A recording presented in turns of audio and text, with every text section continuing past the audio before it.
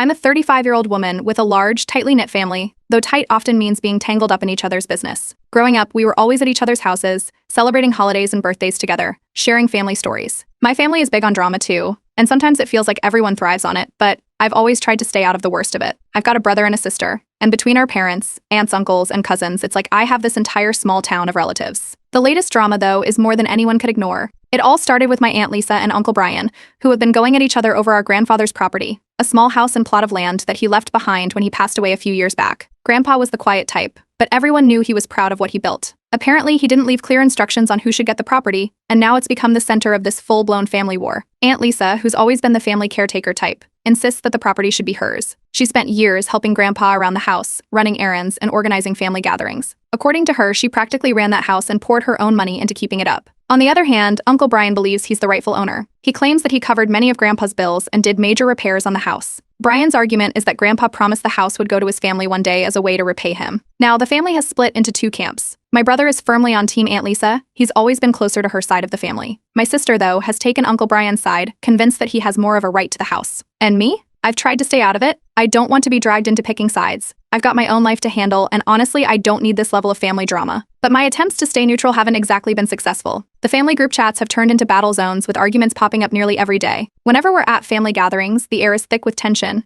and both sides drop little jabs or try to pull people over to their side. It's impossible to even have a meal without someone bringing up the property dispute. It's not just an argument, it feels like there's a line drawn down the middle of the family. Then it escalated to a level I never saw coming. My brother and sister, who normally have a decent relationship, have started fighting over this. They've exchanged some pretty harsh words and seem to be avoiding each other now. They keep trying to rope me into their arguments, asking if I agree with Aunt Lisa's sacrifices or Uncle Brian's contributions. I keep telling them I don't want to get involved, but that just makes them angrier. Apparently, staying out of it is as good as choosing a side in their eyes. The final straw came with a family-wide text blow-up. Someone I still don't know who sent a long message to our family group chat, listing out all the supposed evidence for why Aunt Lisa deserves the property. Within minutes, replies started pouring in, with people from both sides accusing each other of lying, scheming, and being selfish. Words like betrayal and greed were thrown around, and I felt like I was reading a soap opera script. Both Aunt Lisa and Uncle Brian have started messaging me privately, each sharing their version of events and trying to convince me that they're the one who's been wronged. I've even had cousins who barely speak to me on a regular basis, messaging to offer advice about how I should show loyalty to the family by taking a stand. A few relatives have even unfollowed each other on social media,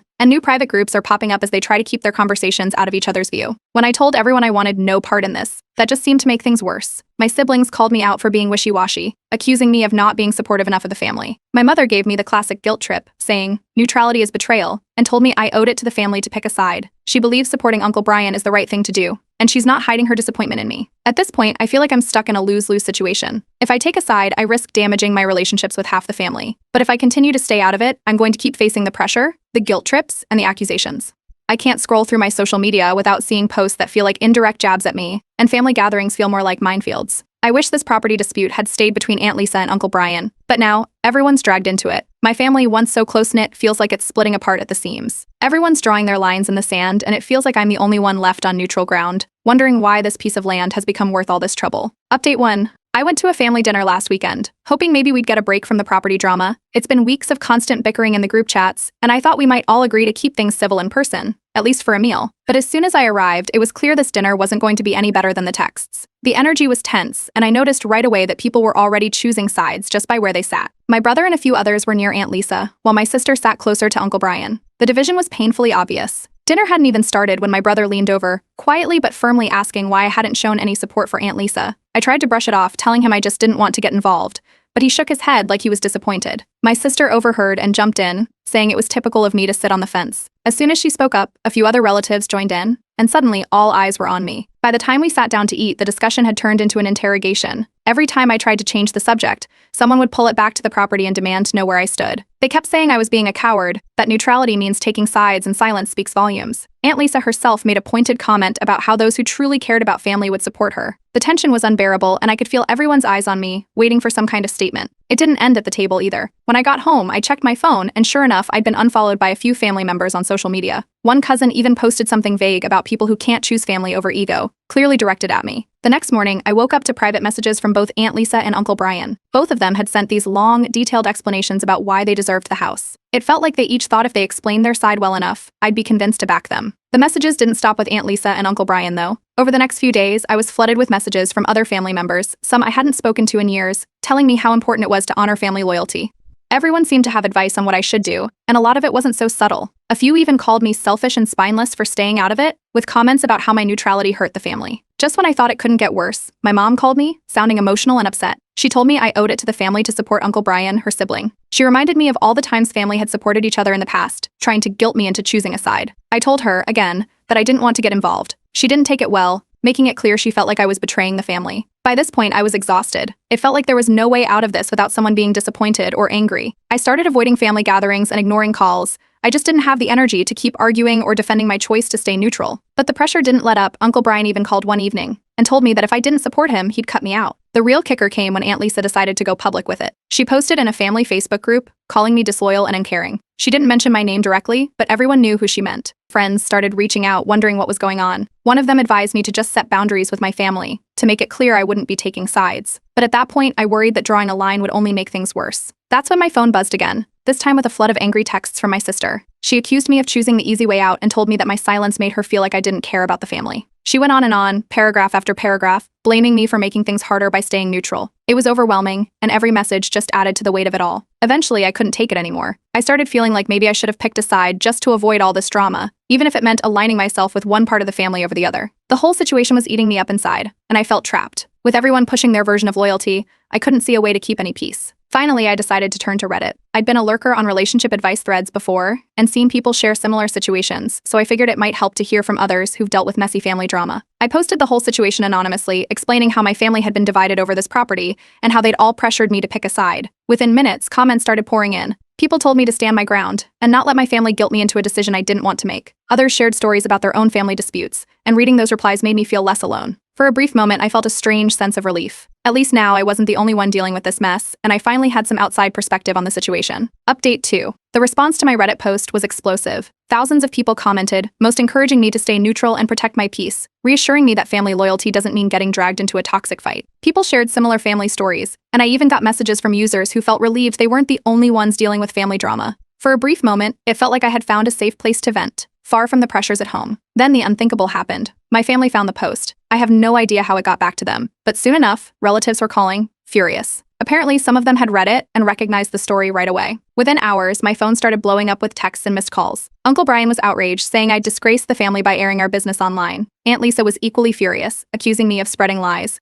They were both convinced I'd turned the whole internet against them. Suddenly, what had started as my way to seek support became yet another reason for them to be angry at me. The backlash didn't stop there. I was flooded with messages from cousins, aunts, and even distant relatives, all condemning the post. My mom, who had been pestering me to pick a side, stopped speaking to me altogether. She sent me one text, saying she felt betrayed and calling the post a slap in the face. Then she went silent. Every day, I checked my phone, hoping she'd reach out again, but nothing. It didn't take long for me to start noticing changes in our family group chats, too. First, I was quietly removed from a few of them. The chat with all my cousins? Gone. Another one that was just for immediate family? I got booted from that one too. While a part of me was relieved not to see the endless arguments, being cut off like that felt strange. After all, I hadn't actually taken a side, but suddenly everyone seemed to see me as the enemy. I realized my neutral stance had unintentionally turned me into a target. It was almost like both sides saw me as a traitor, each one accusing me of secretly supporting the other. Aunt Lisa and her supporters spread rumors that I was on Uncle Brian's side, claiming I'd always secretly supported him. Uncle Brian's family was convinced I was sympathetic to Aunt Lisa, arguing I clearly sided with her by not publicly backing him. No matter what I did, someone found a reason to be upset. The pressure kept building. Several family members even demanded I apologize for embarrassing the family with the Reddit post. Some sent long texts about how my actions had damaged family trust. They acted like I'd betrayed some sacred family code by sharing our business outside the family. I felt trapped.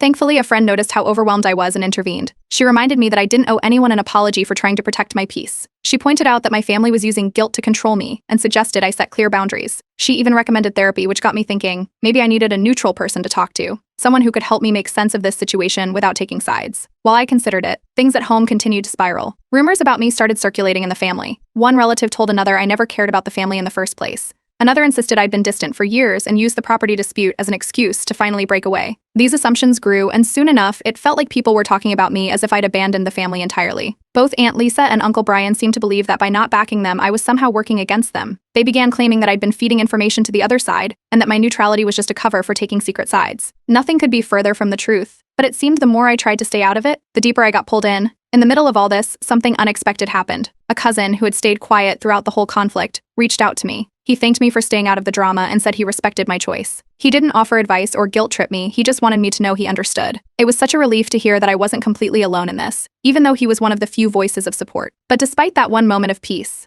my mental health was taking a serious hit. I started having trouble sleeping, waking up with headaches, and losing my appetite. The constant tension with my family was draining, and I began to wonder if I'd made the wrong choice by not taking a side. Every time a new accusation came my way, or I saw another cousin unfollow me on social media, I questioned if it would have been easier to just pick a side from the start. It was like I was being punished for staying neutral, and I couldn't shake the guilt building inside. As the weeks went on, I finally decided I needed to talk to someone. Whether it was therapy or confiding in friends, I couldn't carry the weight of this situation alone anymore. It felt like a storm had been brewing for so long, and I was caught right in the middle, with no sign of it clearing up anytime soon. Update 3. The family drama had hit a point of no return, and it was clear I needed to do something drastic if I wanted any peace. After weeks of accusations, endless messages, and being called everything from selfish to disloyal, I finally decided to reach out one last time. I typed a long message to close family members, explaining that I didn't want to take sides in the property dispute. I emphasized that I still loved everyone but couldn't keep getting pulled into this never-ending feud. I hoped they'd understand, maybe even respect my wish for peace. Instead, I received cold responses, if I got a response at all. Some family members read the message and didn't even acknowledge it.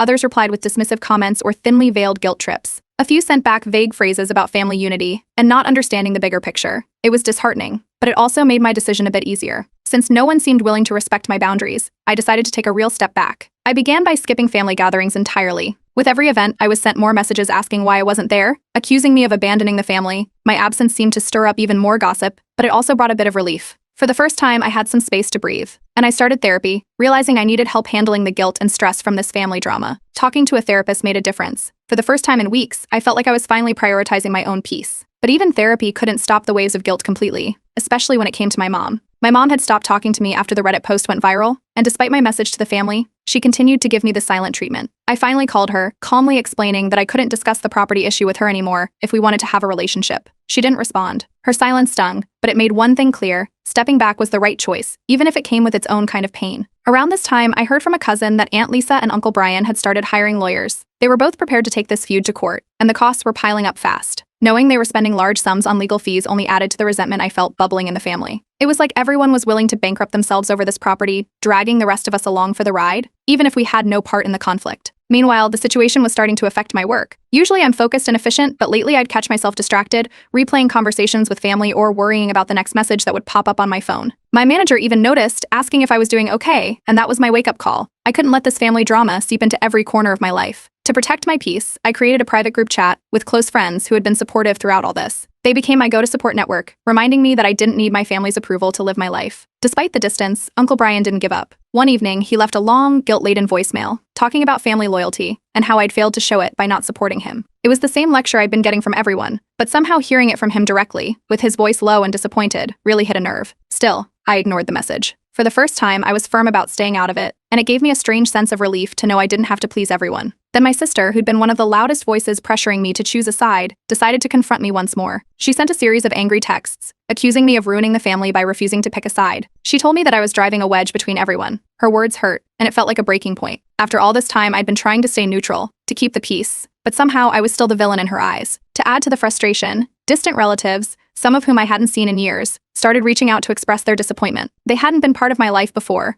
but suddenly they wanted to weigh in on how I'd let the family down. Each message felt like another reminder of how deeply this conflict had infiltrated every part of my life. But despite the nonstop backlash, something unexpected happened. I began to feel a small sense of peace. I realized I'd done everything I could to stay true to myself. I hadn't taken sides, and I hadn't caved to guilt or pressure. It wasn't easy, but knowing I'd held my ground felt like a small victory. I wasn't abandoning my family, I was simply choosing to protect myself. In that moment, I decided to fully commit to moving on. Therapy helped me see that I couldn't control my family's choices, but I could choose how much of it I let into my life. Slowly, I started focusing on my own growth, distancing myself from the family drama without cutting anyone out completely. It was time to put my energy into the relationships that actually brought me happiness and peace. Update 4. Therapy had been my lifeline through this family chaos, and I could finally feel a shift. My therapist helped me see how I'd been pulled into a cycle of guilt and pressure, and I started to recognize the importance of setting boundaries. Over time, I noticed a new confidence growing, allowing me to stand firm in my choices without second guessing. But the family rift wasn't going anywhere. Aunt Lisa and Uncle Brian's feud only grew uglier, and every family event had a Team Lisa or Team Brian atmosphere. I heard through the grapevine that they were both now knee-deep in legal battles over the property. With each update, I was more relieved to be on the outside, looking in. Then, out of the blue, my brother reached out. He had been one of the loudest voices pressuring me to pick a side. This time, though, his tone was different. He apologized, acknowledging the stress I'd been under, and admitted he hadn't considered the toll it was taking on me. It was unexpected, but appreciated. Slowly, I let him back into my life, although I kept my guard up.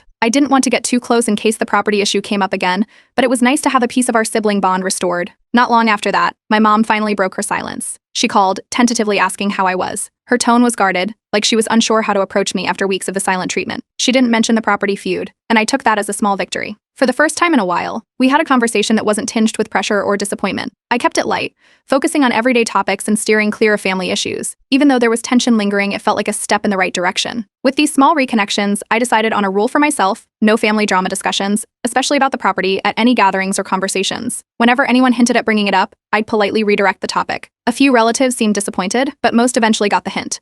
By keeping things neutral, I could maintain a bit of peace without getting dragged back into the feud. Through all of this, my friends had been the real support system I leaned on. They became my family in a way, and I found myself depending on them more than ever. They'd invite me out, celebrate small wins with me, and help distract me from the ongoing drama. Slowly, my work life improved too. With less emotional baggage weighing me down, I could finally focus on my tasks, and my productivity picked up. It was like my mind had been given a break, and I could breathe easier. As the months passed, I noticed that my choice to stay out of the feud was becoming more respected by others in the family. A few cousins reached out, sharing that they were getting exhausted by the drama themselves. They admitted they envied my decision to stay neutral and respected the way I'd kept my distance. It was strange, but comforting, to realize that some family members were finally seeing my stance as reasonable. One cousin, who had supported me early on, reached out again. We started talking more, sharing stories about the family's dysfunction, and bonded over our shared frustrations. It was a relief to connect with someone who didn't judge me for my choice and understood what it was like to be caught in the middle. Our chats became a regular part of my life, giving me someone to confide in when the family drama felt too close for comfort. Reflecting on everything, I felt a new sense of self-respect. I hadn't given in to the pressure or let guilt control my decisions. It hadn't been easy, but standing my ground helped me see that I didn't need everyone's approval. I accepted that some family members might always see me as the villain in this story, and I was surprisingly okay with that. They could see me however they wanted, but I was done letting it affect my peace. Over time, a few more relationships in the family began to mend. I reconnected with relatives who weren't as entangled in the feud and had kept their distance, like I had. We could chat and catch up without diving into family issues, and that was enough for me. I kept a firm distance from the conflict, setting clear boundaries,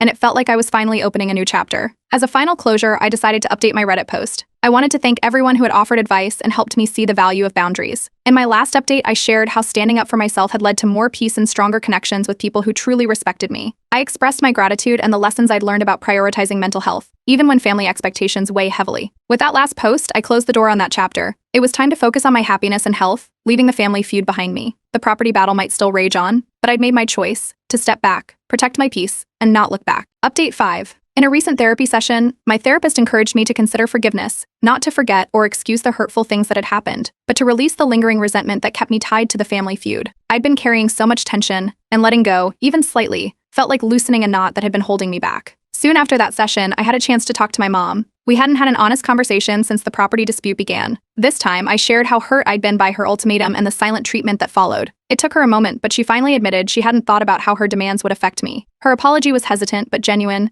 and though it didn't erase everything, it helped us move forward. For the first time in a long time, I felt like we were beginning to understand each other. Around this time, my cousin, who had quietly supported me from the sidelines, reached out with an invitation. He was hosting a small family gathering and had specifically chosen not to invite either Aunt Lisa or Uncle Brian.